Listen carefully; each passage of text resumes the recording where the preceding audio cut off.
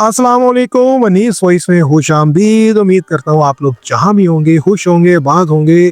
तो दोस्तों, आज की वीडियो में हम बात करने जा रहे हैं कि अक्सर लोगों की मुझे कॉल आती है, व्हाट्सएप करते हैं, मुख्तलिफ लोग वीडियोस के नीचे कमेंट करते हैं कि हम पाकिस्तान छोड़ के बाहर जाना चाहते हैं और बस यहाँ से किसी तरीके से निकलना चाहते हैं। आप हमें सजेस्ट करें कि हमें किस मुल्क में जाना चाहिए।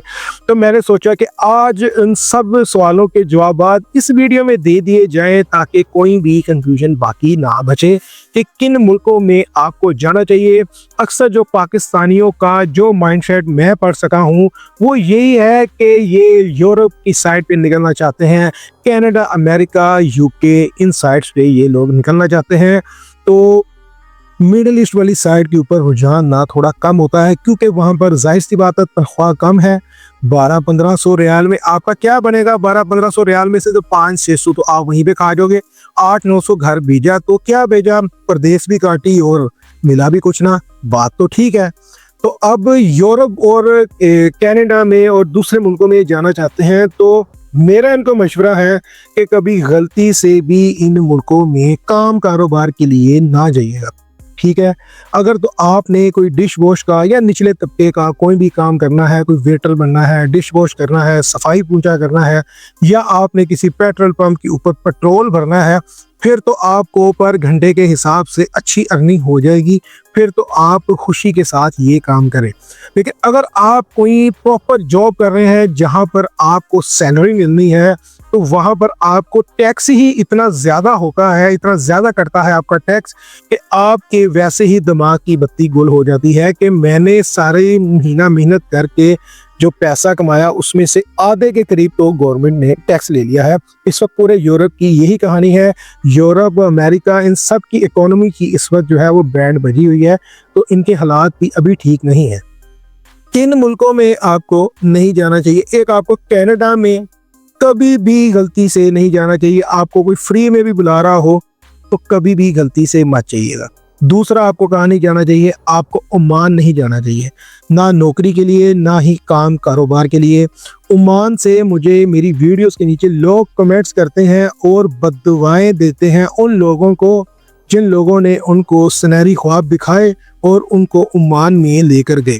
एक बहुत यूट्यूबर भाई है हमारे, मैं उनका नाम नहीं लेता, तो उस बंदे ने जो विक्टिम बना उनके अपना झांसे में आया और उन भाई को तो सिर्फ यही था कि ये मुझसे कंपनी बनवाएं, मुझे कमीशन मिले, मैं इनसे 4 पैसे बना लूं, ये जाएं बाहर में, इनका काम चले ना चले। उन्होंने इनको सुनहरी ख्वाब दिखाए। यूट्यूब चैनल के ऊपर भी माशाल्लाह वो जो है वो राई का पहाड़ बनाते हैं, 2 मिनट नहीं लगाते। अब किसी का नाम क्या लेना, ओमान के बिजनेस के काफ़ी उन्होंने ना यूट्यूब के ऊपर ना वीडियोस डालते हैं और रोज़ाना बेस के ऊपर डालते हैं।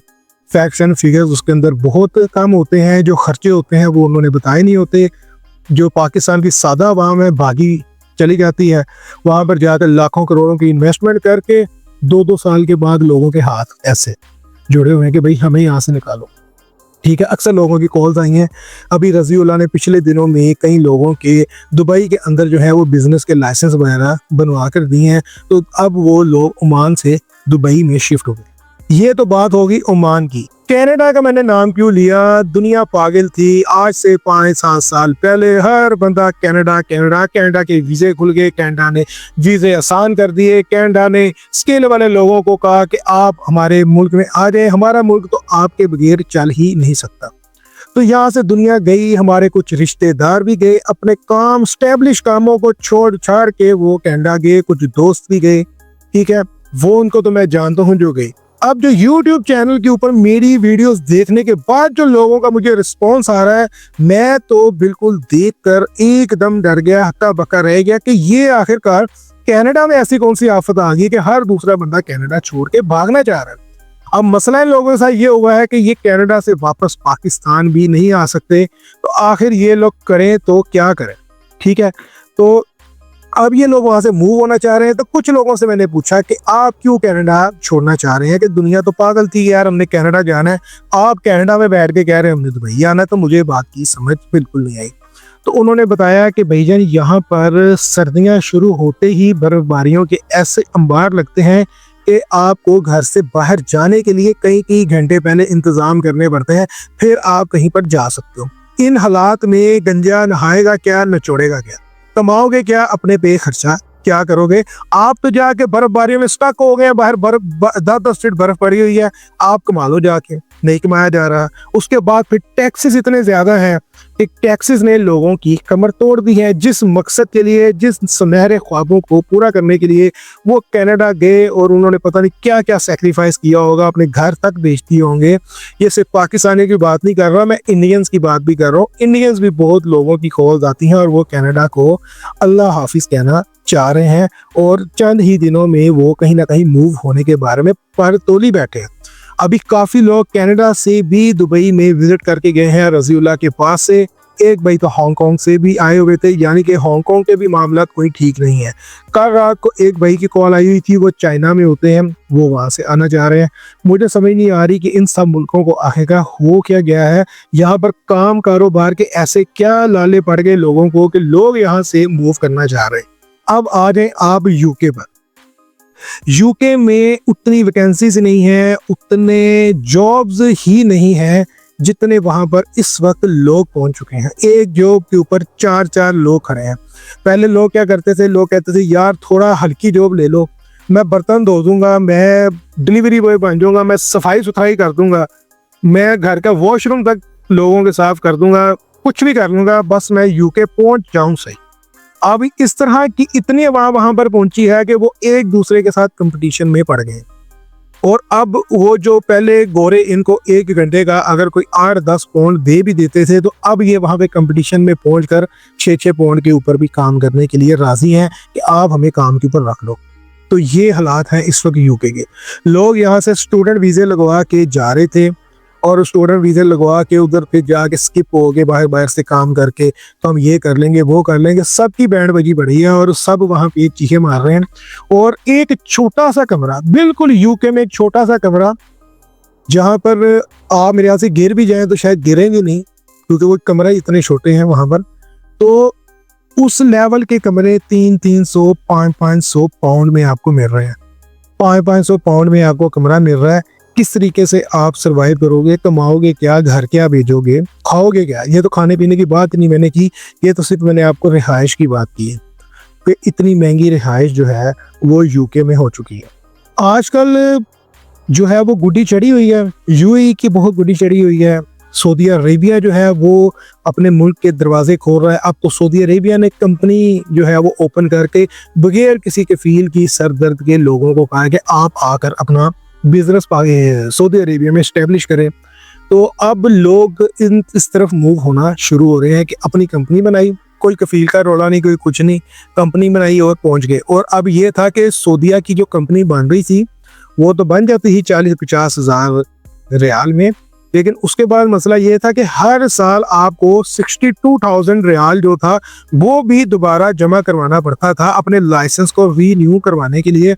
लेकिन अब सुनने में आया है कि उसको भी जो है रिविजिट कर रही है सऊदी अरेबिया की गवर्नमेंट, और उनको भी अब कम करके 12,000 रियाल एनुअल के ऊपर लेकर आ रही है। 62,000 रियाल से 12,000 रियाल तक का सफर, यानी कि सऊदीया भी अब समझता है कि लोगों को अगर अट्रैक्ट करना है सऊदीया की तरफ तो उनको आसानियां देना पड़ेंगी, फिर ही वो इस तरफ लोग मूव करेंगे। हाँ, अभी सऊदीया में टैक्स रेट थोड़ा सा ज्यादा है और दुबई में बिल्कुल टैक्स फ्री वाला काम है। तो दुबई को मैं पहले नंबर पर प्रेफर करता हूँ, सऊदी अरेबिया को भी तकरीबन पहले पे ही करता हूँ, क्योंकि सऊदी अरेबिया में काम का वॉल्यूम बहुत ज्यादा है, मुल्क बड़ा है, 3 करोड़ के करीब आबादी हो चुकी है और वसाइल भी बहुत ज्यादा है। दुबई के जो है वो आबादी कम है, लैंड भी छोटा है, अपॉर्चुनिटीज भी उस तरीके से भी कंपटीशन बढ़ जाता है। तो सऊदीया में वॉल्यूम ज्यादा है। तो दुबई हो गया आपका, सऊदी अरेबिया हो गया, फिर दोहा कतर हो गया। यहाँ पर माशाल्लाह अच्छा स्कोप है, यहाँ पर आप काम कारोबार अच्छे तरीके से कर सकते हो। लेकिन गलती से भी आपने ओमान नहीं जाना, किसी यूट्यूबर की बातों में फंस के फिसल के जाएंगे तो बड़ा पछताएंगे, ठीक है। और कनाडा तो आपने बिल्कुल नहीं जाना, और यूके के ख्वाब भी अपने दिमाग से निकाल दें। फिर भी समझता है कि जी हमने यूरोप जाना ही जाना, और नहीं उसको हो रहा कि यूरोप के बगैर गुजारा कि बस यूरोप ही जाना है, तो उन लोगों के लिए भी इंशाल्लाह आने वाले दिनों में एक दो वीडियोस मैं लेकर आऊँगा और उसके अंदर उन लोगों का भी सदेबाप करेंगे। तो उनको वहाँ पर यूरोप में कोई 4-5 मुल्कों के अंदर कंफर्म जो है वो वर्क वीज़े पाकिस्तान से ही उनको लेकर देकर और वहाँ पर भिजवाने का भी बंदोबस्त इंशाल्लाह हो रहा है। बस आने वाले चंद एक हफ्तों में इंशाल्लाह इसके ऊपर भी वीडियो आएगी, कंप्लीट वीडियो आएगी। लाहौर के अंदर भाई आएगा, उनका दफ्तर है, उनको जाएं, मिलें, विजिट करें, बात सारी समझें और उनको जितना भी वो खर्चा वगैरह कोई बोलते हैं उनका वो तमाम फीसिस वगैरह पे करें।